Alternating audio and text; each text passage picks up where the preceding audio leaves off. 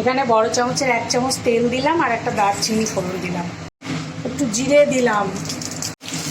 আলুগুলো কুচি কুচি করে রেখেছিলাম সেগুলো দিয়ে দিলাম, একটু নুন দিলাম, 2টো কাঁচা লঙ্কা দিলাম, একটু নারকেল কুচি করে রেখেছিলাম সেটা দিয়ে দিলাম, ছোট চামচের 1 চামচ ধনের গুঁড়ো দিলাম, ছোট চামচের 1/2 চামচ মৌরির গুঁড়ো দিলাম, অল্প একটু 5 ফোড়ন দিলাম, অল্প একটু হলুদ দিলাম, অল্প একটু কাশ্মীরি লঙ্কার গুঁড়ো দিলাম, অল্প একটু কসুরি মেথি দিলাম, ঘুগনির মটরগুলো সেদ্ধ করে রেখেছিলাম সেগুলো দিয়ে দিলাম, একটু আদা বাটা দিলাম, একটু জল দিয়ে দিলাম,